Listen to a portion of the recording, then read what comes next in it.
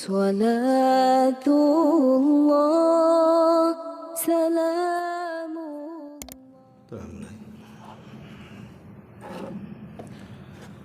Bismillahirrahmanirrahim. Assalamualaikum warahmatullahi wabarakatuh. Alhamdulillah wassalatu wassalamu ala rasulillah wa ala alihi wa sahbihi wa mawalah wa la hawla wa la quwata illa billahi wa ba'du. Alhamdulillah, segala puja dan puji hanya milik Allah subhanahu wa ta'ala. Salawat dan juga salam kita hadiahkan kepada Rasul kita Nabi besar Muhammad sallallahu alaihi wa ala alihi wasallam. Hadirin dan hadirat yang dimuliakan Allah subhanahu wa ta'ala, malam ini kembali kita akan mengkaji satu di antara nama-nama Allah subhanahu wa ta'ala. Apa itu nama Allah yang kita kaji? Ismullahi Jalla wa ala Ar-Raqib. Nama Allah subhanahu wa ta'ala yang disebutkan di dalam Al-Quran sebagai Ar-Raqib. Apa itu Ar-Raqib? Ar-Raqib itu artinya zat yang maha mengawasi segalanya. Allah subhanahu wa ta'ala menyebut nama Ar-Raqib di 3 ayat di dalam Al-Quran. Pertama, Allah subhanahu wa ta'ala sebutkan dalam surah Al-Ma'idah ayat 116 dan 117. Kemudian dalam surah An-Nisa ayat 1 dan surah Al-Ahzab ayat 52. Disebutkan dalam surah Al-Ma'idah ayat 116 dan 17-nya, Allah subhanahu wa ta'ala menjelaskan tentang dialog dia dengan Nabi Isa kelak pada hari kiamat. Wa idh qala Allahu ya Isa ibn Maryam a anta qulta lin-nasi ittakhiduni wa ummiya ilahaini min dunillah qala subhanak ma yakunu li an aqula ma laysa li bihaq in kuntu qultuhu faqad alimta ta'lamu ma fi nafsi wa la a'lamu ma fi nafsi innaka anta 'allamul ghuyub ma qultu lahum illa ma amartani bihi an ibudullaha rabbi wa rabbakum wa kuntu 'alaihim syahidan ma dumtu fihim falamma tawaffaitani kunta antar raqib alaihim wa anta ala kulli syai'in syahid. Dan ingatlah ketika Allah subhanahu wa ta'ala berfirman, wahai Isa putra Maryam, engkaukah yang mengatakan kepada orang-orang, jadikan aku dan ibuku sebagai Tuhan selain daripada Allah? Maka Isa menjawab, maha suci engkau ya Rabb, tidak patut bagiku mengatakan apapun yang bukan hak. Jika aku pernah mengatakannya, tentulah engkau telah mengetahuinya. Engkau mengetahui apa yang ada pada diriku, sementara aku tidak mengetahui apa yang ada pada dirimu. Sungguh engkaulah zat yang maha mengetahui segala yang gaib. Aku tidak pernah mengatakan kepada mereka kecuali apa yang engkau perintahkan kepadaku, yaitu sembahlah Allah Tuhanku dan Tuhan kalian, dan aku menjadi saksi terhadap mereka selama aku berada di tengah-tengah mereka. Maka setelah engkau mewafatkan aku, engkaulah yang mengawasi mereka ya Rabb, dan engkaulah yang maha menyaksikan atas segala sesuatu. Di sini Isa mengatakan falamma tawaffaitani kunta antar raqib alaihim. maka setelah engkau mewafatkan aku wahai Rabb, engkaulah yang mengawasi mereka dan engkaulah yang maha menyaksikan atas segala sesuatu. Di dalam ayat ini ada kalimat Ar-Raqib, Allah zat yang maha mengawasi. Kemudian disebutkan dalam surah An-Nisa ayat 1, Innallaha kana 'alaikum raqiba. Sesungguhnya Allah zat yang maha mengawasi untuk kalian semuanya. Kemudian terulang dalam surah Al-Ahzab 52-nya, wa kana Allahu 'ala kulli syai'in raqiba. Dan Allah zat yang maha mengawasi atas segala sesuatu. Inilah 3 ayat yang menetapkan adanya nama-nama Allah Ar-Raqib. Lalu apa itu Ar-Raqib? Ma'asyiral muslimin yang dimuliakan Allah Subhanahu wa taala, makna Ar-Raqib artinya Al-Muraqib, Al-Muttali'u ala a'malil ibad, wal 'alimu bi ahwalihim sirrahum wa alaniyatahum, wal hafidhul ladzi la yaghibu anhu syai'un min umuri khalqi. Jadi Raqib itu terdiri daripada 3 makna. Pertama, dialah yang Al-Muttali', yang senantiasa mengawasi seluruh amalan-amalan hamba-hambanya. Kemudian yang kedua, Al-Alim, dialah yang maha mengetahui dengan segala apa yang terjadi kepada hamba-hambanya, baik yang disembunyikan ataupun yang terang-terangan.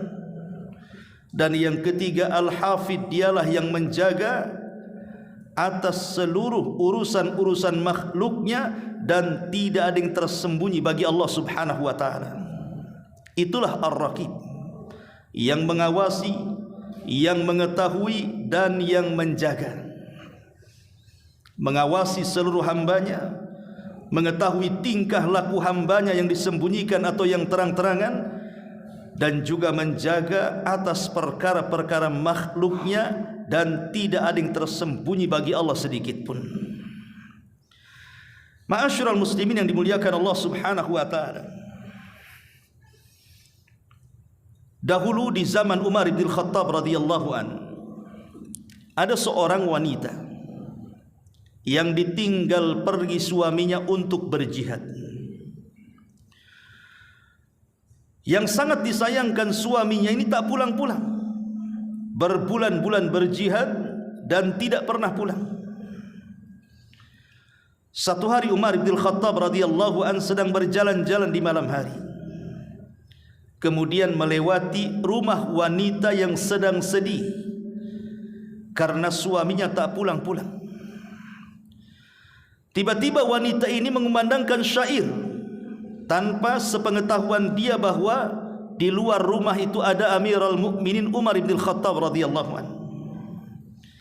Salah satu bait syair yang dilantunkan oleh wanita ini, dia mengatakan, fa wallahi laulallahu rabban uraqibuhu la harraka min hadas sariri jawanibahu. Demi Allah, kalaulah Allah Subhanahu wa taala yang merupakan Rabb yang senantiasa mengawasiku, tentu akan bergerak ranjang ini dari semua sisinya. Artinya boleh jadi dia selingkuh, tapi karena dia merasa Allah senantiasa mengawasi wanita ini, maka wanita ini mengatakan, kalau bukan karena Allah yang mengawasiku, tentu aku sudah mengambil laki-laki lain kemudian melakukan hubungan di ranjang ini. Tapi aku tidak melakukannya. Ketika Umar radhiyallahu an melihat atau mendengar ucapan wanita ini, dia terpikir. Akhirnya kemudian dia menyurati kepada pasukan yang ada di Syam untuk mengganti dengan yang baru. Maka ditetapkan setiap 4 bulan harus ada penukaran tentara.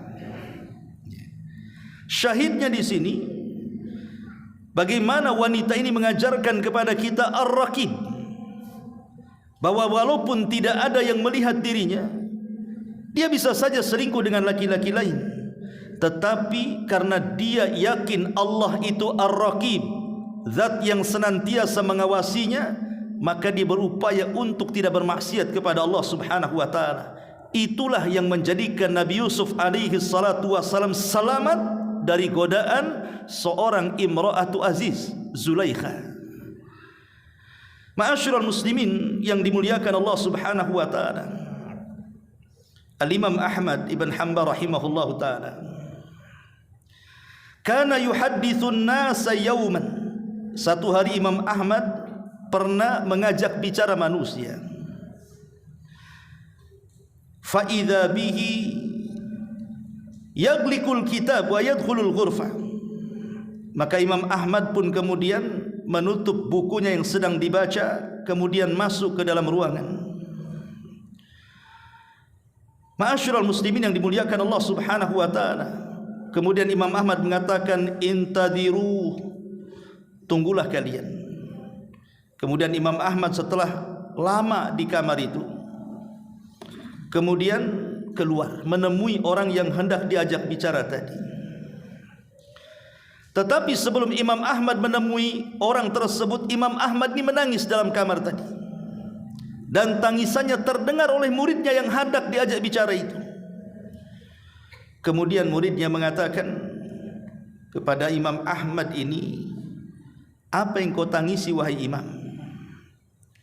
Maka Imam Ahmad tiba-tiba melantunkan bait syair yang terkenal, idza ma khalautu dahra yauman, idza ma khalaitu dahra yauman fala kul khalautu walakin alayya raqib wala tahsabanna Allahu yaghfalu sa'atan wala annama tufi alayhi yaghib.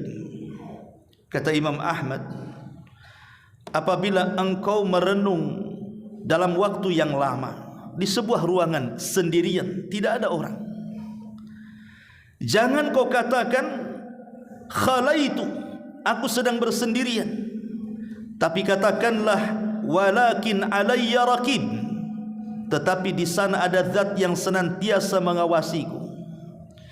Dan jangan kau kira Allah Subhanahu wa taala lalai dari satu waktu dalam kehidupan kita, karena tidak ada yang tersembunyi bagi Allah Subhanahu wa taala sedikit pun. Lihat bagaimana Imam Ahmad mengajarkan kepada kita agar kita ini senantiasa diawasi Allah Subhanahu wa taala. Abdullah ibn Umar radhiyallahu an satu hari sedang jalan-jalan, kemudian sampailah di padang pasir. Rupanya di padang pasir itu dia menemukan ada seorang penggembala yang sedang menggembala kambing. Kemudian Abdullah ibn Umar pun mengajak bicara dengan orang itu dan mengatakan, ya fulan, halumma ya fulan, halumma ya fulan, kemari wahai fulan, pasti engkau belum makan, ayo makan denganku. Maka kemudian penggembala kambing ini mengatakan, oh tidak wahai fulan, inni shaimun, saya sedang puasa. Kata Ibnu Umar radhiyallahu an, atasumu fi misli hadzal yaumul har asyadid, kau bisa puasa dalam kondisi panas terik matahari di tengah padang pasir seperti ini? Kemudian dia mengatakan, na'am ya, aku berusaha untuk berpuasa. Kemudian Ibnu Umar ketika hendak pergi, tiba-tiba balik lagi dan mengatakan, maukah kau jual dari sekian kambingmu ini satu kambing untukku? Kemudian kita sembelih dan kita makan bersama. Kemudian sang penggembala kambing mengatakan, oh tidak wahai fulan, wahai tuan, ini kambing bukan milikku, ini kambing milik tuanku. Kemudian Ibnu Umar mengatakan, kau bisa saja berdusta dengan tuanmu, bilang saja kambingnya mati atau dicuri orang atau diterkam serigala. Maka kemudian penggembala kambing ini tiba-tiba menunjukkan telunjuknya ke langit dan mengatakan, wahai tuan, aina Allah, aina Allah, di mana Allah, di mana Allah? Penggembala kambing ini mengingatkan kepada Umar, di mana Allah? Seolah-olah dia mengatakan, Allah mengawasiku di sini. Ketika dia mendengar kalimat itu, fabaka Ibnu Umar, maka Ibnu Umar pun menangis dan menangis bagaimana seseorang penggembala kambing. Tidak ada manusia di situ. Dia hanya dengan kambingnya saja. Dia berpuasa. Kemudian dia tidak mau diajak untuk berbuat curang dengan cara mengambil satu kambingnya kemudian dijual dan mendapatkan keuntungan. Inilah orang yang paham bahwa Allah Subhanahu wa taala Ar-Raqib, bahwa senantiasa Allah itu akan senantiasa mengawasi kita. Bahkan ayahnya Ibnu Umar radhiyallahu anhuma, Umar bin Khattab radhiyallahu anhu, satu malam dia berkeliling di kota-kota, di rumah-rumah di tengah-tengah kota Madinah. Sampailah kemudian Umar berjalan menjauhi kota sampai di perbatasan kota. Di perbatasan kota, di situ banyak tenda yang dibangun oleh pemerintah. Tenda-tenda itu dikhususkan bagi orang-orang yang hendak mencari pekerjaan di ibu kota. Jadi pemerintah di zaman Umar itu menyediakan tempat tinggal. Jadi orang-orang desa yang ingin ke kota, kemudian ingin mencari pekerjaan, maka akan disediakan tenda-tenda di situ. Begitulah bagaimana harusnya pemimpin kaum muslimin mensejahterakan rakyatnya. Tapi kenyataannya tidak. Banyak orang-orang desa yang ke kota mengadu nasib itu mereka sengsara hidupnya. Ada yang tidur di kolong-kolong jembatan, di mana-mana, luar biasa. Bagaimana zalimnya penguasa. Tapi lihat Umar bin Khattab, percontohan penguasa kaum muslimin. Lah di antara tenda-tenda itu kan dijatah lampunya. Dari jam sekian ke jam sekian, karena ini lampu dari kerajaan maka harus dimatikan. Tapi ada satu tenda itu lampunya tidak dimatikan, padahal sudah habis jam waktu untuk menghidupkan lampu. Zaman itu pakai lentera. Maka oleh Umar bin Khattab radhiyallahu niatnya hendak ditegur, tetapi tiba-tiba kemudian di balik tenda itu ada percakapan seorang ibu dan seorang anak gadisnya. Umar tertarik untuk mendengarkannya. Kata sang ibu mengatakan kepada anaknya, "Nak, besok kita akan jual air susu. Bagaimana kalau air susu ini kita campur dengan air mineral supaya banyak dan keuntungannya lebih?" Anak putrinya yang salehah mengatakan, "Jangan wahai ibu, karena Amirul Mukminin melarang tidak boleh curang dalam dagang." Kata ibunya kepada anaknya, "Wahai anakku, bukankah Amirul Mukminin tidak tahu? Dia tidak melihat kita." Tapi anak ini mengatakan, "Wahai ibu, walaupun dia tidak melihat dan mendengar kita, tapi dia punya Tuhan.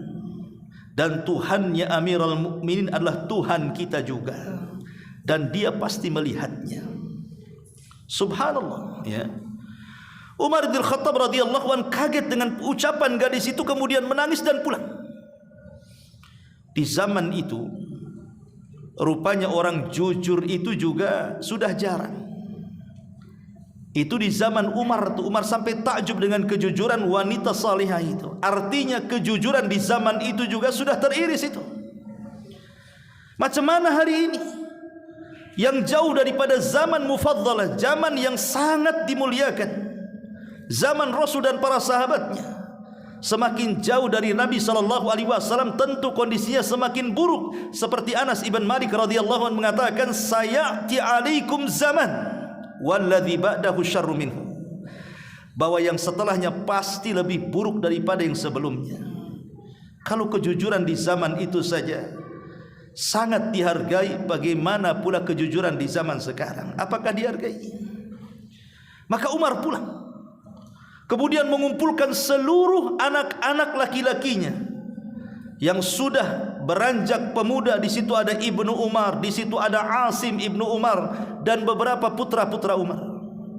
Maka Umar menawarkan kepada Asim putra Umar, "Wahai Asim, siapkah kau menikah?" Kata Asim, "Siap wahai abi." "Kalau begitu temuilah gadis di tenda ini dan itu." Lamarlah gadis itu. Akhirnya kemudian Asim ibn Umar radhiyallahu an mengikuti apa yang diperintahkan ayahnya. Dicarinya tuh gadis dalam tenda itu. Akhirnya kemudian dilamar. Bayangkan gadis desa yang tidak tahu apa-apa, hanya mengandalkan kejujuran dan menganggap bahwa dirinya diawasi Allah, yakin bahwa Allah itu Ar-Raqib, tiba-tiba menikah dengan anak orang nomor 1 di zaman itu, Asim putra Umar radhiyallahu anhu. Dari pernikahan wanita jujur ini yang senantiasa diawasi oleh Allah Subhanahu wa taala, merasa diawasi Allah, akhirnya lahirlah seorang putri namanya Laila. Dari putrinya namanya Laila inilah lahir manusia fenomenal, Umar bin Abdul Aziz rahimahullahu ta'ala, yang ketika berkuasa 2 tahun tidak ada rakyat yang miskin. Lihat bagaimana buah daripada mengimani nama Allah Ar-Raqib menjadikan keluarga berkah. Ma'asyiral muslimin yang dimuliakan Allah Subhanahu wa taala, di zaman Nabi SAW ada seorang sahabat namanya Bashir ibn Sa'ad. Bashir ibnu Sa'din, ayahanda daripada Nu'man ibn Bashir. Kalau anda belajar kitab Arba'in Nawawi, ada hadis yang mengatakan al-halalu bayyinun wal haramu bayyinun wa bainahuma umur mushtabihat. Yang halal jelas, yang haram jelas, yang tidak jelas itulah yang syubhat. Lah perawinya namanya Nu'man ibn Bashir, putra daripada Bashir ibn Sa'din yang kita ceritakan di sini. Jadi Bashir ibn Sa'd ini dia punya istri 2. Lah Nu'man ini dia anak dari istri keduanya. Entah kenapa kemudian dia sayang dengan Nu'man, anak dari istri keduanya ini. Saking sayangnya kemudian dia ngomong sama istri keduanya bahwa dia akan menghadiahi 1 kebun kurma yang penuh dengan kurma. Tetapi kemudian istrinya menolak dan mengatakan, oh tidak bisa, sebaiknya mintalah kepada Rasul sebagai saksinya. Akhirnya kemudian Bashir dan juga istri mudanya ini dengan Nu'man bertiga datang kepada Nabi SAW. Kemudian mengatakan, ya Rasulullah, saya punya kebun kurma, saya akan hibahkan kepada putraku Nu'man.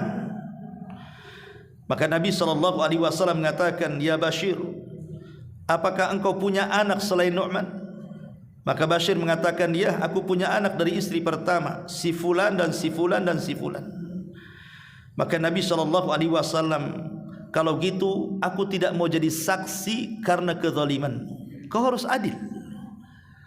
Kata Nabi SAW, i'dilu baina auladikum, berbuat adillah kau kepada anak-anakmu. Jangan kau kasih Nu'man tapi kau tidak kasih kepada yang lainnya.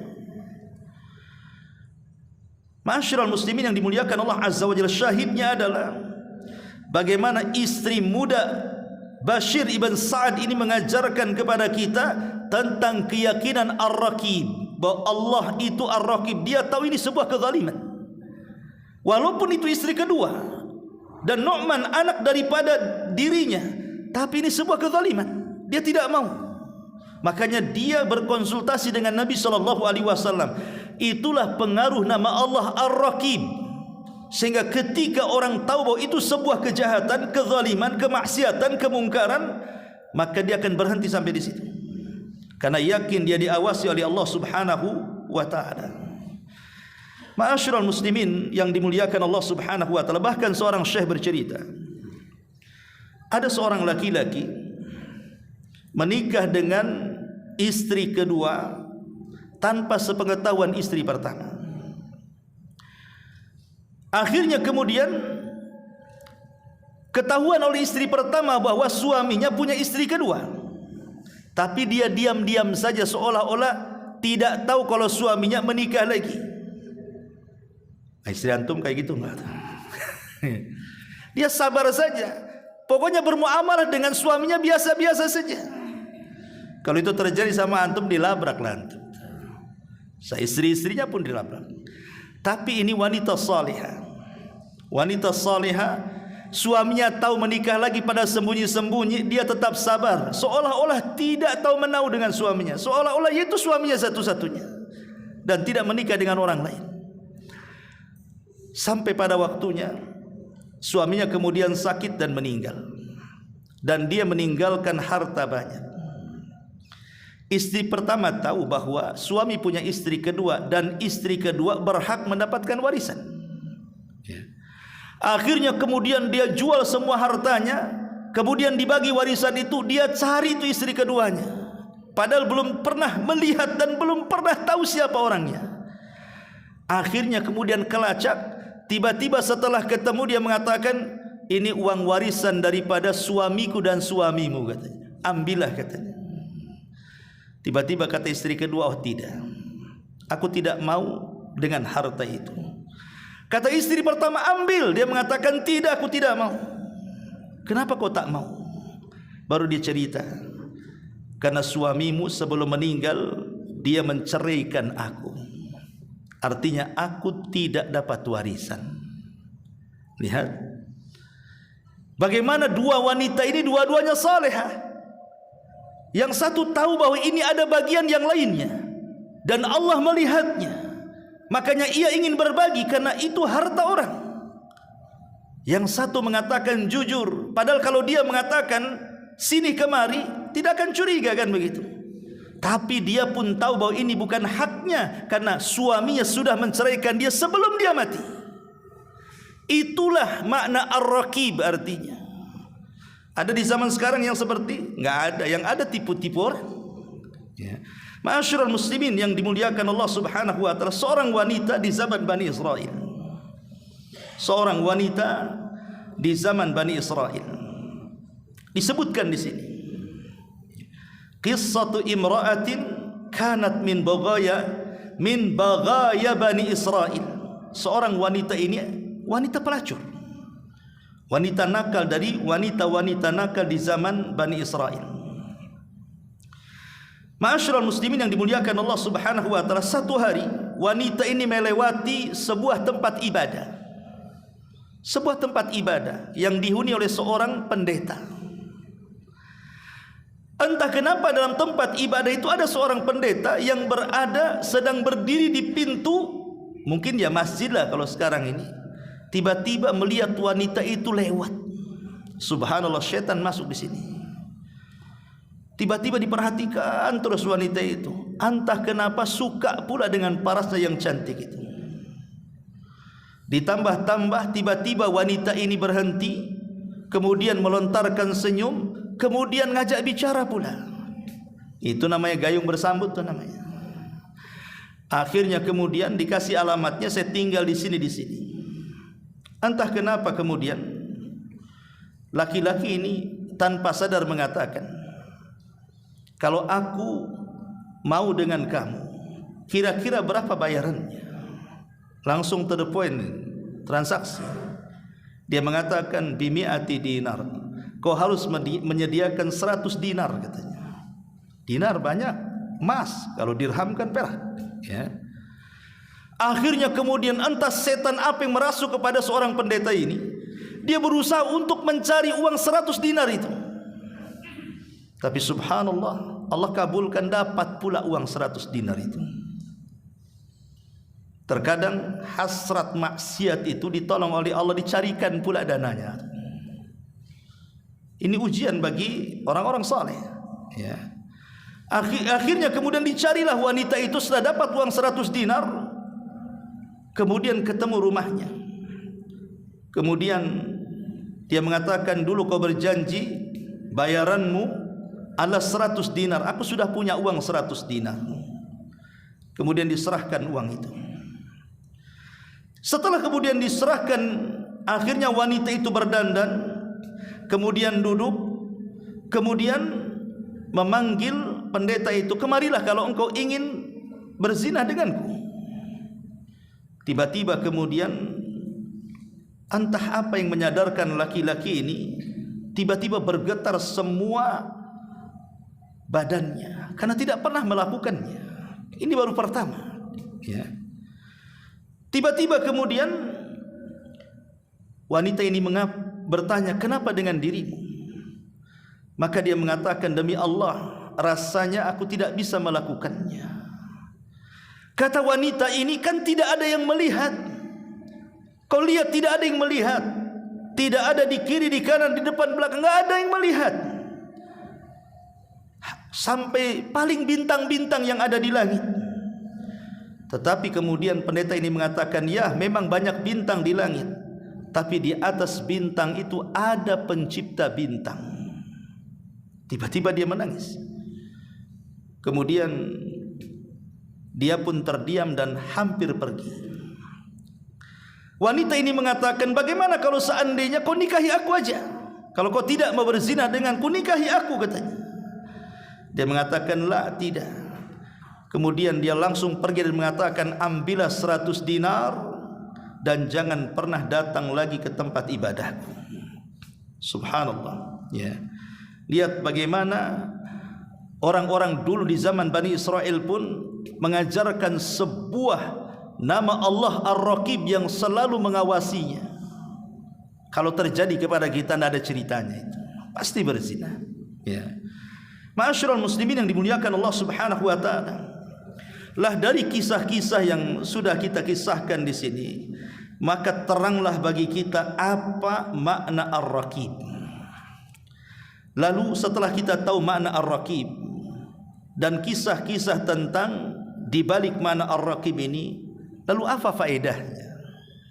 Apa sih manfaatnya kita ini mengetahui bahwa Allah itu Ar-Raqib, yang zat yang mengawasi itu? Karena kalau kita ini mempelajari nama dari nama-nama Allah Subhanahu wa taala, yang penting itu adalah athar imaniyahnya. Apa sih pengaruh keimanannya? Karena nama-nama Allah itu bukan hanya sekedar dibaca dan dihafal. Sebagaimana sekarang ma'ruf dilagukan nama-nama Allah itu, sampai kemudian banyak orang yang melagukan, terutama ibu-ibu lah kan itu, dengan lagu-lagu mereka itu. Apakah sebatas itu? Tidak. Kalau dia tidak paham maknanya, tidak ada pengaruh dalam kehidupannya.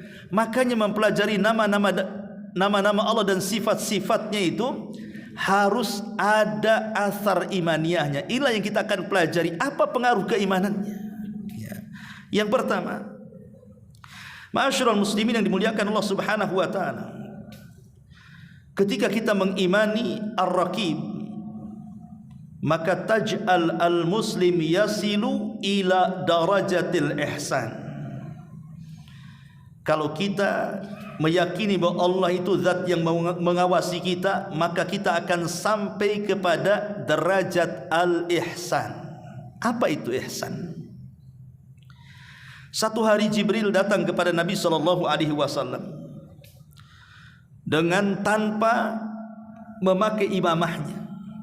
Rambutnya nampak hitam, kemudian pakaian nampak bersih, tak ada pula lah bekas-bekas safar. Masalahnya kalau dia orang jauh mestilah lusuh, karena berjalan di padang pasir itu pasti minimal ada debu yang menempel di bajunya. Tak ada debu pula lah di baju itu. Kalau memang dia dekat atau orang-orang yang berada di sekitar, tak ada yang kenal pula. Jibril ini tasyakkul menyerupai seorang anak muda tampan, tapi tidak ada yang kenal. Dan Nabi SAW sedang menyampaikan ilmu, bermajelis ta'lim seperti ini. Tiba-tiba masuk, langsung mendatangi Rasul, kemudian duduk di hadapan Rasul, lututnya kemudian disatukan dengan lutut Rasul dan tangannya diletakkan di paha Rasul. Tiba-tiba bertanya soal macam-macam.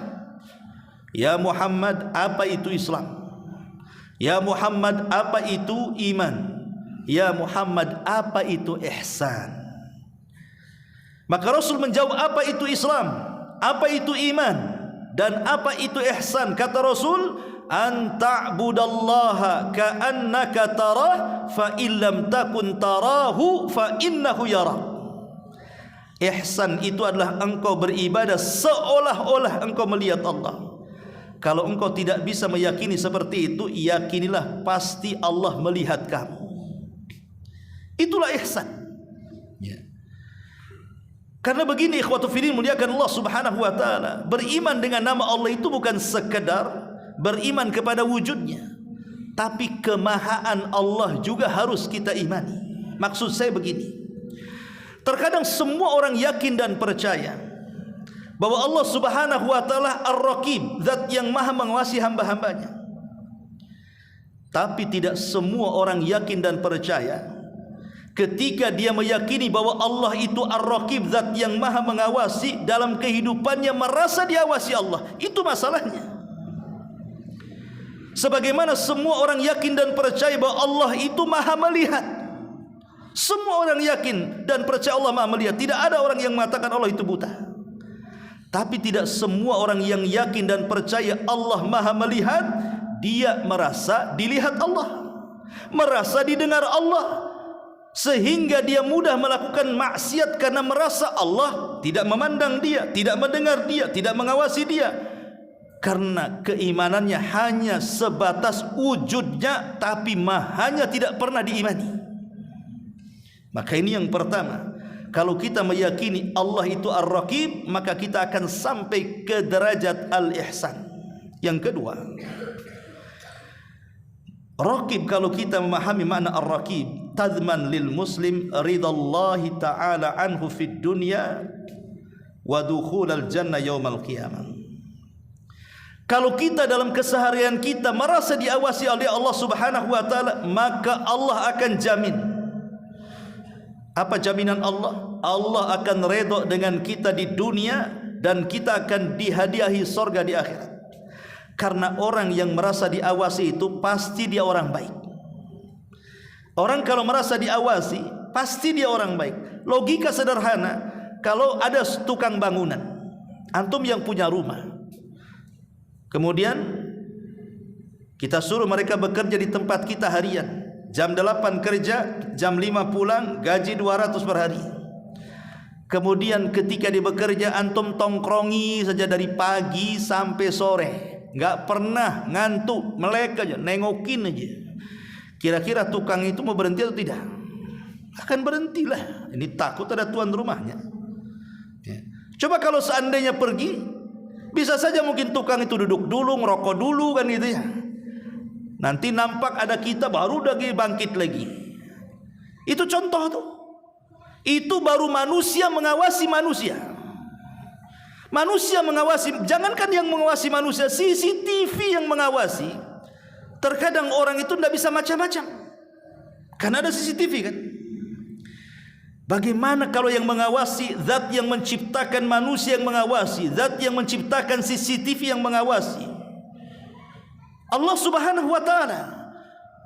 Maka kalau kita yakin dengan itu, pasti akan terlahir menjadi hamba-hamba Allah yang baik, hamba-hamba Allah yang taat, yang takut dengan dosa, yang taat dengan Allah Azza wa Jal, melaksanakan perintah, menjauhi larangan, menikmati yang dihalalkan, menjauhi yang diharamkan. Itu sudah pasti itu. Makanya pasti seperti itu. Makanya Allah menjamin keridhaannya, dan Allah jamin dia dipastikan masuk surga. Yang ketiga, tusa'idu ala ghaddil basar. Orang yang senantiasa merasa diawasi Allah, pasti matanya akan senantiasa menundukkan pandangan kepada hal-hal yang diharamkan oleh Allah Subhanahu wa ta'ala. Su'ila Al-Junaid rahimahullahu ta'ala. Ada seorang alim namanya Al-Junaid, pernah ditanya, bima yusta'anu ala ghaddil basar ya imam, engkau itu senantiasa menundukkan pandangan dari yang haram, apa kuncinya? Maka dia mengatakan, kuncinya bi ilmika anna nadharallahu ilaika asbaq min nadharika ila ma tanzuruhu. Kuncinya satu, bahwa engkau mengetahui pandangan Allah itu kepada kita lebih dulu dibandingkan kita memandang ke yang haram. Artinya sebelum kita memandang yang haram, walaupun sekejap mata, Allah lebih dulu memandang kita. Kalau itu yang diyakini, maka engkau akan bisa ghaddul basar, menundukkan pandangan, katanya. Ini yang keempat. Yang kelima, bahwa muraqab, artinya merasa diawasi oleh Allah itu salah satu sebab tadzakkurul muslim bil mauti. Seorang muslim akan senantiasa ingat dengan kematiannya. Ketika kita merasa diawasi oleh Allah Subhanahu wa ta'ala, maka yatadzakkar bil mauti, pasti dia akan mengingat kematian. Sebab dia akan tahu, nih kalau Allah mengawasi aku, sementara aku dilarang untuk maksiat, kemudian aku maksiat, kira-kira kapan aku mati, kemudian apa yang harus dipertanggungjawabkan di hadapan Allah setelah kematianku. Pasti dia akan takut. Kalau ini yang ditanamkan. Kemudian juga lebih daripada itu, yang kelima, akan melahirkan sifat wara. Sifat wara. Wara itu artinya kehati-hatian di dalam melakukan. Jangan lagi yang haram, yang syubhat saja ditinggalkan dia. Ketika Nabi SAW kemudian masuk ke kamarnya, rupanya ada sebiji kurma jatuh dari ranjangnya. Ketika hendak dimakan, tak jadi, kemudian dibuang lagi. Kata salah satu istri yang mengatakan, kenapa kau tak makan wahai Rasul? Dia mengatakan, la'allahu min tamri sadaqah. Oh tidak, aku takut korma itu adalah korma dari sedekahnya kaum muslimin, dan Muhammad serta keluarganya tidak boleh makan sedekah. Ini namanya wara. Ya. Wara itu ya tadi, seseorang itu syubhat. Ini kan perkara syubhat itu ditinggalkan dia. Harusnya seperti itu, perkara-perkara syubhat itu ditinggalkan. Kalau yang syubhat saja ditinggalkan, apalagi yang haram. Lah biasanya sifat yang seperti ini terlahir daripada sifat muraqabatullah, karena dia merasa diawasi oleh Allah Subhanahu wa taala.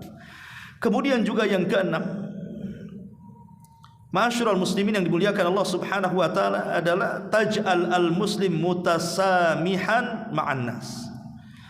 Seorang muslim akan mudah untuk mutasami, ya, lapang dada, berbuat baik kepada orang, mudah memaafkan dan begitu seterusnya. Sampai ada kisah Abu Hanifah. Abu Hanifah itu terkenal pembisnis pakaian, kaya. Di antara imam madhab yang 4 itu yang paling kaya Abu Hanifah. Dia punya pabrik, karyawannya banyak. Ya, Abu Hanifah itu. Dan akhlaknya bagus, suka nyumbang. Sampai satu hari itu ada seorang laki-laki yang hendak menjual rumahnya. Anggap saja kalau zaman sekarang harganya 400 juta. Rumahnya di samping rumah Abu Hanifah. Banyak datang dari mana-mana yang menawar rumahnya. Oke, aku beli, kata orang-orang. Kenapa? Bukan karena rumahnya, tapi karena tetangganya Abu Hanifah. Ya. Ketika sudah banyak yang menawar, bahkan tidak ada yang menawar, langsung mau 400 juta, ya 400 juta. Tiba-tiba dinaikkan 2 kali lipat, 800 juta. Nah, tabiat manusia itu, kalau sudah banyak yang nawar berarti laku tuh. Jadi orang-orang marah lah, fulan, kemarin kau buka harga 400, sekarang sudah mau ku beli kau tambah pula 800 ini. Apa-apaan kamu ini? Dia mengatakan, tahu enggak, yang 400 itu harga rumahku, yang 400 harga rumahnya Abu Hanifah, katanya. Kalau aku jual 400, belum tentu aku punya tetangga seperti Abu Hanifah, katanya. Orangnya dermawan, suka bantu kan gitu. Ya wajarlah ku jual tetanggaku, katanya sebenarnya. Tapi yang ingin saya ceritakanlah, ada seorang laki-laki datang kepada Abu Hanifah. Dia menghendaki ditawarkan satu baju. Kemudian Abu Hanifah mengatakan, tapi barangnya enggak ada. Baru ada nanti Jumat depan, dia bilang. Tunggu sampai Jumat depan, ku carikan bajumu. Tiba-tiba kemudian setelah Jumat depan, Abu Hanifah itu punya 3 baju. Kemudian yang 2 sudah laku, dan yang 1 itu memang sudah dijanjikan oleh seseorang yang Jumat kemarin memang ingin baju itu. Setelah kemudian berjumpa, tiba-tiba Abu Hanifah mengatakan, ambillah 20 dirham. Kagetlah kemudian sang pembeli ini. Semurah itu Abu Hanifah? Semurah itu imam? Apakah engkau mengejekku, katanya. Kata Abu Hanifah, oh tidak, aku hanya menjual modal saja, karena keuntunganku sudah kudapat dengan 2 baju kemarin yang kujual kepada orang, katanya. Ada orang jualan kayak gini? Hanya jual modal saja kan gitu ya. Tapi di sini lihat bagaimana kata para ulama ketika memberikan komentar kepada kisah Abu Hanifah. Lihat bagaimana Ar-Raqib, pemahaman kita kepada Ar-Raqib, Allah zat yang maha memperhatikan kita itu, maka dia akan terus memperhatikan. Abu Hanifah mengajarkan kepada kita bahwa ketika kita meyakini Allah itu maha melihat, maka seorang akan dimudahkan untuk beramal soleh, akan dimudahkan untuk memaafkan, akan dimudahkan untuk berbuat baik. Itu maknanya, ya. Ma'asyiral muslimin yang dimuliakan Allah Subhanahu wa taala, termasuk juga yang nomor 8 bahwa muraqabah itu dalilun ala quwwatil iman, dalil tentang kekuatan iman seorang hamba kepada Allah. Karena kan Allah tidak bisa dilihat. Bukan berarti Allah tidak bisa dilihat, tapi mata kita lemah untuk melihatnya di dunia. Tapi nanti di akhirat kita diberikan kedua mata yang kokoh, kemudian bisa melihat Allah. Tapi di dunia mata kita lemah untuk melihat Allah. Artinya kan kita meyakini zat yang tidak ada. Dan tidak bisa orang itu menggambarkan bentuk Tuhan seperti apa. Karena orang yang menggambarkan bentuk Tuhan itu cuman kepada 3 perkara. Satu, boleh jadi dia pernah melihatnya, melihat langsung. Yang kedua, atau ada orang yang melihat langsung. Yang ketiga, atau mungkin ada kesamaan. Mungkin Allahnya 2, ya. Kemudian kita akan mengatakan Allah seperti itu, kan itu kembarannya.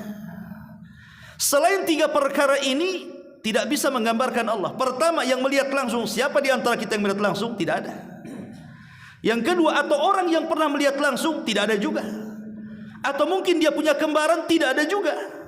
Jadi memungkinkan kita ini mengetahui Allah itu dari orang yang diutus oleh Allah Subhanahu wa taala yang menjelaskan siapa Tuhan kita. Itulah Nabi sallallahu alaihi wasallam. Dengan Quran dan dengan hadis-hadis dan dengan ayat-ayat kauniyah baru kita yakin adanya Allah, kan. Jadi harus ada keyakinan. Ketika menetapkan adanya Allah itu harus keyakinan, karena ini masalah keimanan. Jadi orang yang merasa diawasi itu memang kuat keimanannya. Memang di sana ada zat yang maha pencipta yang telah menciptakan kita dan senantiasa mengawasi kita, mengetahui kita dan menjaga kita. Jadi muraqabah itu artinya dalilul iman atau kuwatul iman, kekuatan iman. Ma'asyiral muslimin yang dimuliakan Allah Subhanahu wa taala. Termasuk juga orang yang merasa diawasi oleh Allah, maka dalam kehidupannya pasti akan al-ijtihad, bersungguh-sungguh fit ta'ati, dalam melaksanakan ketaatan Allah dan berusaha untuk menjauhi dari kemaksiatan Allah Subhanahu wa taala, dan banyak lagi faedahnya dengan waktu juga. Pertanyaannya sekarang, bagaimana caranya supaya kita itu merasa diawasi Allah? Ini yang jadi masalah. Bagaimana caranya supaya kita ini betul-betul Allah itu Ar-Raqib, maha mengawasi? Pertama, Ainullah allati la tanam. Kita harus jangan Allah itu tidak pernah tidur. Allah itu memandang kita terus. Allah makanya Allah katakan dalam surah Kursi, Allah itu tidak tersentuh dengan sinatun wala naum, tidak tersentuh dengan kantuk, bahkan tidur pun tidak. Tidak pernah tidur berarti akan mengawasi kita sepanjang hayat kita. Allah Subhanahu wa taala berfirman dalam surah An-Nisa ayat 108,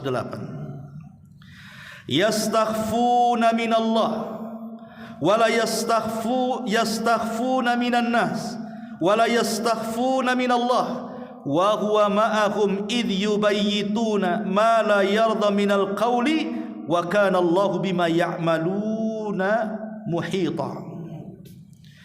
Mereka dapat bersembunyi dari manusia, tetapi mereka tidak mungkin bersembunyi dari Allah. Kita bisa berdusta kepada manusia dan manusia tidak tahu kita sedang berdusta, tapi Allah tahu kita sedang berdusta.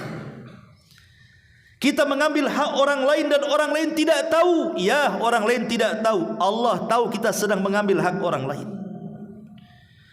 Kita sedang hasad dengan orang yang dihasadi tidak tahu kita hasad kepada dia, tapi Allah tahu kita sedang hasad. Itulah mereka dapat bersembunyi dari manusia, tapi mereka tidak bisa bersembunyi dari Allah, karena Allah beserta mereka ketika pada satu malam mereka menetapkan keputusan rahasia yang tidak diridhoi Allah, dan Allah Maha meliputi terhadap apa yang mereka kerjakan. Ini yang pertama, yakini Allah senantiasa memandang kita dan mata Allah tidak pernah tidur, apalagi tidak pernah kantuk, apalagi tidur. Yang kedua, al-malaika. Allah itu punya malaikat yang senantiasa mengawasi dan mencatat kita. 18, ma yalfidhu min qaulin illa ladaihi raqibun atid. Tidaklah satu ucapan yang diucapkan manusia kecuali ada yang catat, namanya raqib dan atid. Kata para ulama, baik ucapan kita yang mengandung pahala 100% dicatat oleh malaikat, baik ucapan kita yang mengandung dosa 100% dicatat malaikat, baik perkataan kita yang tidak mengandung pahala dan dosa pun tetap dicatat. Tidak ada kalimat kecuali dicatat. Sampai kepada kalimat aduh saat sakit itu pun dicatat. Seperti yang diceritakan kepada kita oleh Imam Ahmad, oleh murid-muridnya Imam Ahmad. Imam Ahmad itu sedang sakit parah. Karena sakit dia mengerung seperti aduh, dia mengatakan seperti itu, anin dalam bahasa Arabnya. Maka muridnya mengingatkan, ya Imam, innal anina kalimatun wal kalimatu tuktab. Hei Imam, kalimat aduh itu sebuah kalimat dan kalimat itu akan dicatat oleh malaikat. Langsung Imam Ahmad terdiam sampai meninggal. Padahal dia sedang sakit. Wajar orang sakit mengatakan aduh, tapi karena takut dicatat oleh raqib dan atid, diam dia. Ma'asyiral muslimin yang dimuliakan Allah Azza wa Jalla, kita harus yakin di sekeliling kita ada malaikat. Malaikat yang akan mencatat di kiri, di kanan, bahkan ada malaikat hafadhah. Bahkan ada malaikat-malaikat yang dijaga oleh Allah Subhanahu wa taala, yang menjaga kita atas tugas dari Allah untuk menaikkan amalan kita di pagi dan di sore hari. Maka kita harus yakin, supaya yakin kita mengawasi kita. Ingat, bukan hanya Allah yang mengawasi kita, Allah sebar.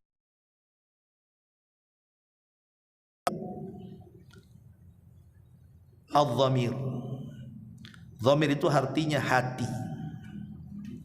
Hati kalau senantiasa lawamah. Ingat, hati itu kan ada mutmainnah, ada lawamah, ya, ada ammaratun bisu. Hati saya atau antum itu terdiri daripada 3. Pertama mutmainnah, ada hati yang tenang karena rajin ibadah, rajin berzikir, baca Quran. Hati yang baik, hati yang selamat. Ada hati lawamah yang suka mencela. Ada hati yang lebih daripada lawamah, namanya ammaratun bisu, yang memerintahkan kita kepada kejahatan. Lah hati lawamah ini tengah-tengah tuh. Apa yang dilawamahkan, apa yang dicela oleh hati itu? Karena kalau dia mencela keburukan, menyesal dengan keburukan yang dilakukan, maka akan naik derajatnya menjadi mutmainnah. Tapi kalau dia mencela kebaikan, maka dia akan turun menjadi ammaratun bisu. Saya contohkan 2 perkara. 1, pamannya antum bersedekah, sedekah 100 juta ke pesantren saya.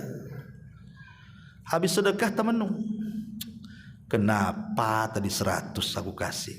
Kenapa enggak 10 juta saja? Kan saya masih punya 90 juta. Itulah wamahnya kepada keburukan, ya. Karena dia menyesal dari perbuatan baik tuh. Ketika menyesal dari berbuat baik, maka turun menjadi ammaratun bisu. Hatinya akhirnya merintahkan kepada keburukan. Pamannya antum diajak malam ini, ayo kita dugem lah ke sana. Oh enggak lah, ya. Berangkat tadi sama mereka. Itu jadi ammaratun bisu tuh. Ini satu contoh. Contoh yang kedua kebalikannya. Umpamanya dia menyesal gara-gara kemarin dia sudah terpikir ke dokter. Umpamanya dia akan bertobat dari berzina, naudzubillah. Karena kata dokter kau punya penyakit hasil zinahmu tuh. Akhirnya dia pengen bertobat, betul-betul bertobat. Ya. Dia nggak mau melakukannya lagi. Kemudian dia baru menyesal, kenapa dulu aku berzina, sekarang aku kena penyakit, umpamanya. Lah kalau diteruskan seperti ini, penyesalan ingin tobat dan betul-betul bertobat, naik itu jadi nafsul mutmainnah, jadi hatinya selamat nanti itu. Ayo kita ngaji ke muhajirin. Ngantuk nanti sajalah. Tiba-tiba kemudian kepikiran, aduh iya nih, kenapa saya nggak ngaji tadi? Rugi saya. Itu berarti menyesalnya karena kebaikan kan? Maka itu naik nanti menjadi mutmainnah. Nah, orang yang senantiasa hatinya mencela dirinya sendiri karena tidak berbuat baik, atau mungkin sebaliknya, itu tergantung kepada keyakinan dia tentang Allah Ar-Raqib. Kalau dia merasa diawasi oleh Allah Subhanahu wa taala, maka penyesalannya itu akan penyesalan yang sifatnya positif tuh. Karena Allah melihat dia. Jangan sampai aku jatuh lagi ke situ, jangan sampai aku maksiat lagi ke situ, jangan, karena Allah melihat dia. Ya. Jadi terlahirlah sikap muraqabah. Ini yang ketiga, yang keempat. Ingat bahwa lihat anggota badan ketika kita mengaca di kaca itu, lihat dari kepala sampai kaki. Karena Allah Subhanahu wa taala berfirman bahwa seluruh anggota badan kita dari kepala sampai kaki, al-yauma nakhtimu ala afwahihim, dalam surah Yasin 65, al-yauma nakhtimu ala afwahihim wa tukallimuna aydihim wa tashhadu arjuluhum bima kanu yaksibun. Pada hari mulut-mulut terkunci, tidak bisa bicara, kaki-kaki akan bersaksi di hadapan Allah Subhanahu wa taala. Kemudian Allah meminta pertanggungjawaban kita. Di dunia kalau kita melakukan sesuatu dan sesuatu itu jangan sampai diketahui manusia, kita bisa berdusta atau kita pinjam lawyer. Tapi di akhirat lawyer saja butuh lawyer. Karena lisan kita bukan yang bicara, tapi kaki yang bicara. Bahkan lebih daripada itu disebutkan dalam surah Fussilat ini yang lebih mengerikan. Fussilat 23:20 sampai 23. Wa yauma tashhadu 'alaihim alsinatuhum wa aydihim wa arjuluhum bima kanu yaksibun.